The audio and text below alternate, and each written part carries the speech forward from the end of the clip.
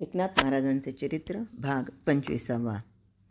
जया नामनारोपना गुण काही, जया देह विदेहना भास नाही.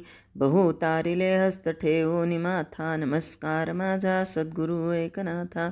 अवधूत चिंतन श्री गुरुदेव दत्त दत्तात्रय जनार्दन श्री एकनाथ महाराज की जय.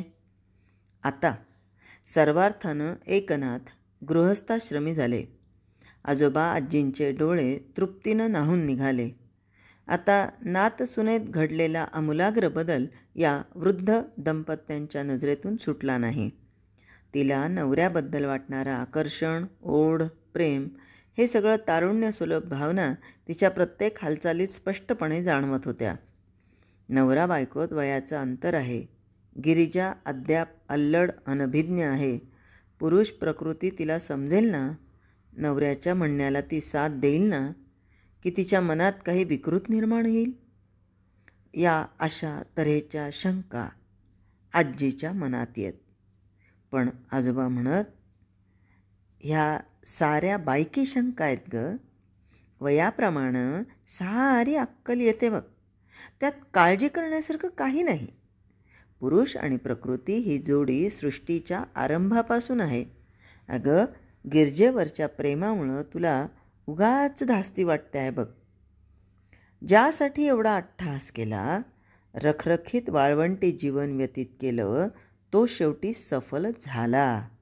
नातू घरी आला. त्याचे 4 हात झाले. तो गृहस्थाश्रमी झाला. आता भानुदासांचा वंशवेल फुलेल बहरेल. आता आपली संसारातली भूमिका संपली. संसाराच्या जबाबदारीचं जू मानेवर पेलायला एकनाथ गिरिजा समर्थ झाले. त्यांना पैलतिरीचे वेध लागले. मनावरचं ओझं हलकं झाल्यानं ते सुखावले आणि अधूनमधून आपल्या इहलोकीच्या यात्रेसंबंधी आनंदोद्गार काढून म्हणू लागले, आता भगवंतानं केव्हाही न्यावं. आम्ही गाठोडं बांधून तयार आहोत हो भगवंता. कुणीतरी म्हणायचं, अगं बाई, एवढ्यात अशी नैराश्याची भाषा का? अजून पंटू मांडीवर घ्यायचा आहे, सोन्याची फुलं उधळायची आहेत, मग थाटात मावंद करायचं आहे. आजी म्हणायची, पंटू मांडीवर घ्यायला मी तयारच आहे, पण आपण देवाला शब्द देऊन मोकळं केलं. आता सारं रामराज्य आहे, तेव्हा आहेवपणी जायला मी केव्हाही तयार आहे हो. आजोबा म्हणत, संसाराचा हा दीर्घसूत्रीपणा कधीच संपत नाही.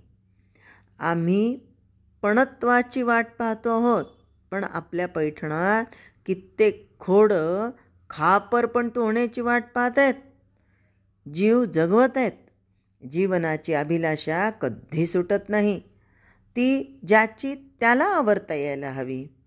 कुणीतरी म्हणायचं, मग त्या खापर पणजोबांनी काय आत्मघात करून घ्यायचं का काय? आयुष्याची दोरी आहे तोवर जगलंच पाहिजे.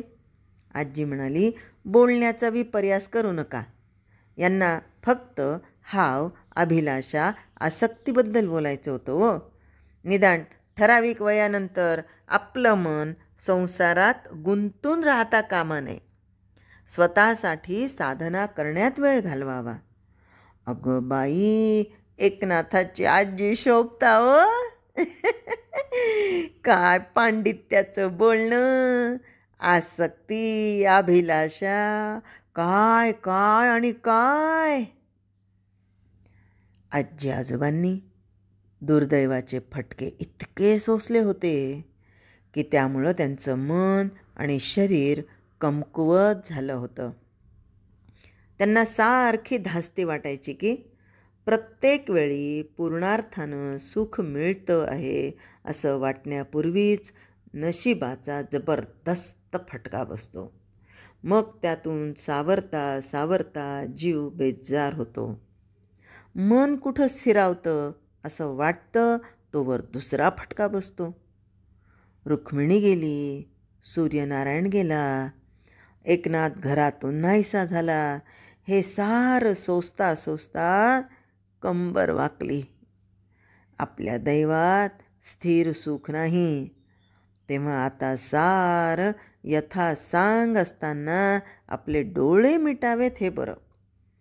आजीच्या पुढ्यात झोपणारी गिरिजा, आता तिचं ते स्थान बदललं होतं.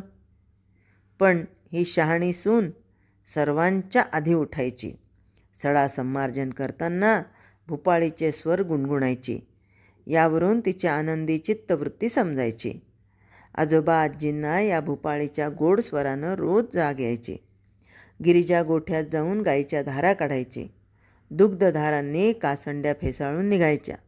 आजोबा म्हणायचे, हल्ली या निरशा दुधाला फार आगळी वेगळी चव येत असते हो. आजी म्हणायची, हो, लाडक्या नाचुनेचा हात गाईच्या आचळांना लागतं ना, म्हणून कपिलाच अशा गोड गोड धारा सोडते हो. आजी आजोबांच्या या कौतुकोद्गारानं गिरिजा इश्श म्हणून तिथून निघूनच जायची. परसदारी एका बाजूला फुलबाग होती. गिरिजा मोठ्या हौसेनं त्याला पाणी घालायची. ती सदा टवटवीत दिसायची. सूर्यकिरणांच्या स्पर्शानं मिटलेल्या कळ्या उमलायच्या आणि कुसुमगंध सर्वत्र दरवळायचा. ऋतूंप्रमाणे विविध फुलांना बहर यायचा. गिरिजेची यौवनकळी या पैठणच्या कुलकर्ण्याच्या फुलबागेत एकनाथांच्या सहवासानं फुलत होती, बहरत होती आणि गंधित होत होती. गिरिजेच्या रूपानं नाथांच्या संसारात मूर्तिमंत शांती देवताच अवतरली होती. त्यांचा गृहस्थाश्रम संपन्न होता. सुख, शांती आणि संपत्ती हातात हात घालून नांदत होती. या परितृप्त जीवनामुळे त्यांचा साहित्य संसारही बहरत होता. आता घर प्रपंचाचा बहुतांशी भार गिरिजेनं पेलला होता. घरातले रीतिरिवाज, कुळधर्माची माहिती, कुळाचाराची पद्धती, पै पाहुण्यांचा पाहुणचार, अतिथी अभ्यागतांचं स्वागत वगैरे वगैरे वगैरे सारं तिनं समजून घेतलं होतं. ती या घरात पूर्णपणे सामावून गेली होती. यापेक्षा आणि आजी आजोबांना काय हवं होतं? एकनाथाचा परमार्थाचा ओढा आहे. तो घर प्रपंचा इतकाच भक्तिरसात डुंबतो, पण त्याच्या या वृत्तीला गिरिजा साथ देईल ना? का सदा आपली धसधस फसफस करून त्याच्या अंतःकरणाला यातना देईल? अशी काळजीच नव्हती. सारं कसं शांत शांत होतं. ज्याचा शेवट गोड ते सारंच गोड या म्हणीचा ते वारंवार उच्चार करत होते. आमचे सारे क्लेश कारणी लागले. आमचं जीवन कृतार्थ झालं. मागचं आयुष्य आम्हाला आठवतसुद्धा नाही. नातवाच्या संसारात आम्ही पूर्ण समाधानी आहोत, असे उद्गार ते वारंवार काढत. आणि वाऱ्याची लहानशी झुळूक येऊन परिपक्व पानं जशी सहज गळून पडावीत, तितक्या सहजपणे विनासायास आजीचं जीवनपुष्प गळून पडलं. म्हातारी अहेवपणी गेली. म्हणून आयाबाया तिच्या पाया पडायला आल्या. मोठी भाग्याची हो, भरल्या संसारात सुखाच्या शिखरावर असताना अलगद बाजूला झाली असं म्हणू लागल्या. आजीला अग्नी देताना मात्र एकनाथांचं काळीज मायेनं गलबललं. त्यांना आजीचा जीवनपट आठवू लागला. आज मी जो हा असा दिसतो आहे, ती सारी आजीची पुण्याई आहे.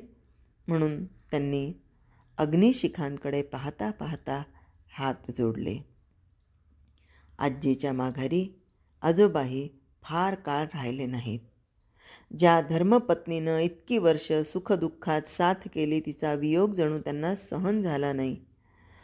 अनायासेन मरणं विना दैन्येन जीवनं देहान्ते तव सान्निध्यं देहि मे परमेश्वरं देहि मे परमेश्वरं देहि मे परमेश्वरं असं भाग्य त्यांनाही लाभलं.